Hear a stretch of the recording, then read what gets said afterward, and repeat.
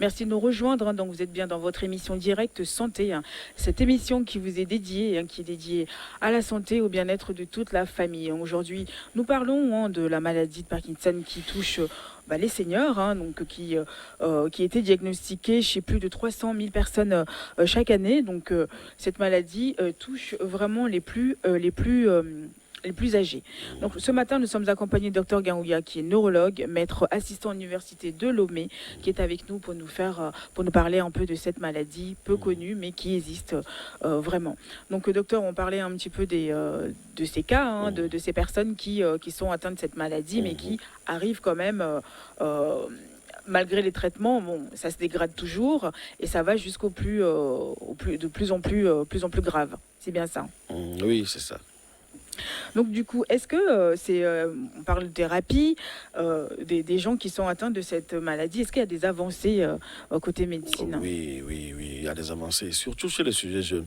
Vous savez, quand vous avez 45 ans et que vous faites la maladie de Parkinson, par exemple, oui. Au Togo, nous n'avons que le médicament. Mais dans d'autres structures plus organisées, on peut faire la chirurgie, implanter des électrodes dans le cerveau et stimuler la zone. Ça permet de réduire la prise de médicaments et d'avoir une vie sociale relativement normale. Il y a des avancées thérapeutiques, oui. Mais justement, c'est vrai qu'au Togo, c'est comme on l'avait dit, à part les médicaments, il n'y a pas d'autre chose que ça pour soigner ces patients. Mais il y en a énormément. Est-ce que, par rapport à, on a parlé de pas mal de sujets comme l'AVC ou autres, mais est-ce que ça fait partie aussi des maladies qui sont les gens, ils s'en foutent un peu, comme on peut dire, un peu délaissés, Oui, je pense que, en fait, cette maladie, ce qu'il faut comprendre, c'est que quand on fait le diagnostic, il faut faire un entretien avec le sujet et avec sa famille pour leur expliquer l'évolutivité de l'affection et ce que nous comptons faire pour améliorer la situation chez le sujet. Oui. Parce qu'en fait, cette maladie, on ne va pas la guérir, déjà. Les médicaments, lorsque vous allez les prendre, au début, vous allez avoir l'impression que c'est super, que tout est rentré dans l'ordre.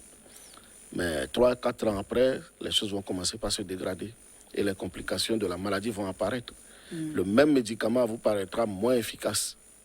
Après, on repasse à une autre étape de médicaments. Oui, bon, il y a des astuces que nous avons. Oui. Mais voilà, il y aura plein de complications. Et c'est l'occasion justement d'avoir cette discussion avec la famille et le sujet pour lui expliquer le cheminement. Et que c'est une affection longue durée, c'est un combat longue durée. Tu vois, quand on fait ça, tout est balisé au début. On a moins de risques de perdre de vue ces patients.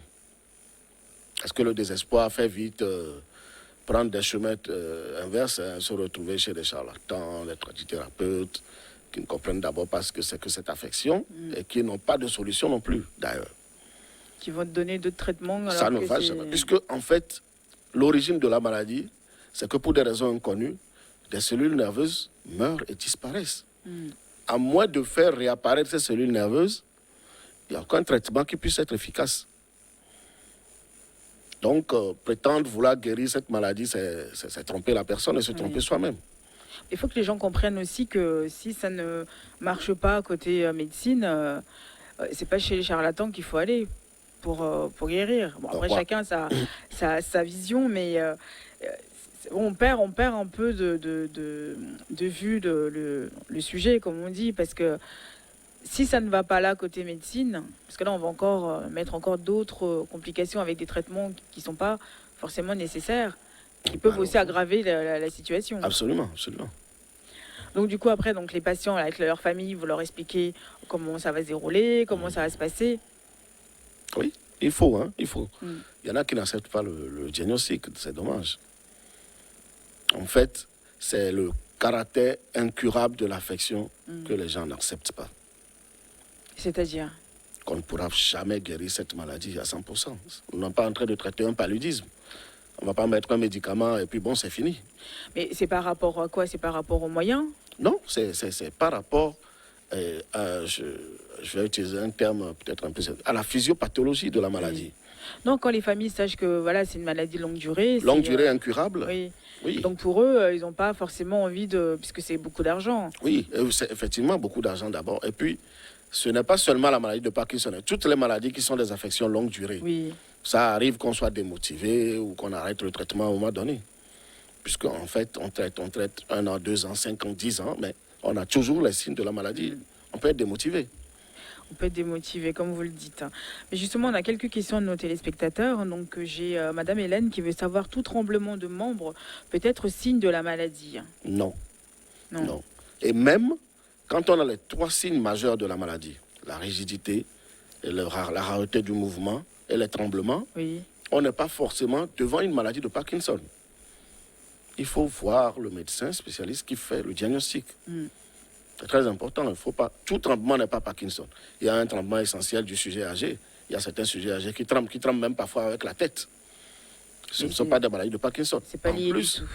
Il y a des situations pathologiques qui peuvent amener la maladie de un syndrome parkinsonien. Ces signes sans faire la maladie de Parkinson. Je m'explique. Prenez quelqu'un qui a des troubles psychiatriques. Oui. Les médicaments psychotropes ont comme effet secondaire un syndrome parkinsonien. Le syndrome parkinsonien, c'est l'ensemble des signes qui font la maladie de Parkinson sans être la maladie de Parkinson. Alors, le sujet, quand vous lui donnez ces médicaments, il va se mettre à trembler, il va avoir une rareté du mouvement, il va être rigide, mais il ne fait pas pour autant la maladie de Parkinson.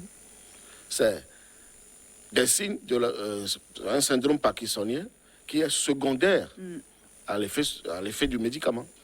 Ah oui, il faut bien comprendre. Hein, oui. Donc, il ne faut pas mélanger les choses. Surtout. Et il y a d'autres pathologies dégénératives oui, qui aussi vont mimer la maladie de Parkinson. Il y en a plein. C'est pour ça que lorsque vous avez ces signes, il faut consulter. Allez voir un agent de santé qui pourra mieux vous orienter. Donc, n'allez pas chercher tout seul là où il ne faut pas chercher.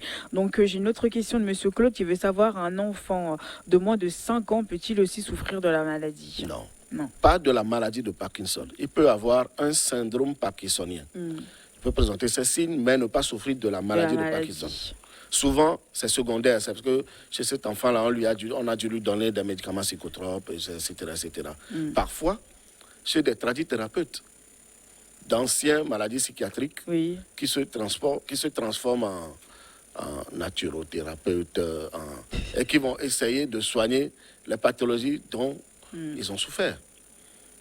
Et ils connaissent bien les médicaments qu'on leur avait donnés. Alors, ils vont en faire des poudres, des décoctions qui peuvent donner à des doses extrêmes à un sujet qui aurait, par exemple, des troubles du comportement et qui va présenter les mêmes signes sans faire pour autant une maladie de Parkinson. Ah oui, non, mais là, il faut faire très attention, puisqu'ils se mélangent dans tous les... D'où l'intérêt de consulter. C'est clair, c'est sûr. Donc, j'ai Madame Bernadette aussi qui veut savoir, est-ce que c'est normal qu'une personne qui a souvent sa tension élevée, peut-elle souffrir aussi de cette maladie de Parkinson? Alors, lorsqu'on est hypertendu, qu'on fait l'hypertension artérielle, l'hypertension artérielle est une maladie qui agit sur des organes que nous disons nobles. Le cerveau, les yeux, le cœur et les reins. Alors, au niveau du cerveau, il peut arriver que l'hypertension artérielle entraîne ce que nous appelons des lacunes, c'est des petits trous dans le cerveau. Oui. Lorsque la tension s'élève, ça provoque une altération d'une petite artériole terminale du cerveau qui fait moins de 15 mm et qui va donner une lacune. Oui. Lorsque les lacunes siègent dans la zone là qui commande l'exécution, la planification du mouvement volontaire, on peut faire un syndrome parkinsonien. On peut présenter des signes de la maladie, mais ce n'est pas vraiment dégénératif.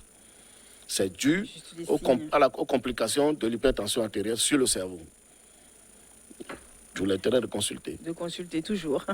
Une dernière question de M. Laurent qui veut savoir si la maladie est héréditaire. Comme je l'avais dit, il y a une petite fraction, 10 à 15% de l'ensemble des malades parkinsoniens de la planète qui ont cette mutation. Très bien, merci beaucoup. J'espère qu'on a répondu à vos questions. Vous aussi, si vous avez des interrogations, vous voulez savoir des choses sur les pathologies dont on parle, n'hésitez pas. Notre numéro WhatsApp est à votre disposition, le plus 228 79 84 27 52. N'hésitez pas. Notre page Facebook également. Envoyez-nous vos messages et sachez aussi que ces émissions sont disponibles sur notre page YouTube Direct Santé sur New World TV. Merci beaucoup, docteur. Que faut-il retenir que la maladie de Parkinson est d'abord une affection qui survient pour des raisons non déterminées actuellement. Le sujet va perdre donc des cellules nerveuses dans le cerveau qui contrôlent la planification et l'exécution du mouvement volontaire. Que cette affection est incurable. Que lorsqu'on a cette affection, on va présenter des signes, 3 signes majeurs: la rigidité, la rareté du mouvement et le tremblement. Et lorsque vous avez ces signes, il faut consulter. Et ça, on ne cessera de vous le dire. Dès que vous avez des petits signes, des petits bobos, allez directement voir votre médecin. C'est très important. Donc ne détectez pas, ne vous soignez pas tout seul. Allez voir le spécialiste de santé qui pourra aussi vous orienter vers le bon médecin pour les bons traitements. Un grand merci à vous, docteur. Merci pour tout ce que vous faites, tout ce que nous faisons pour la population. Nous sommes là pour vous, puisqu'on est là pour parler aussi, mettre en lumière toutes ces maladies-là qu'on côtoie tous les jours. Merci à tous de nous avoir suivis. À bientôt.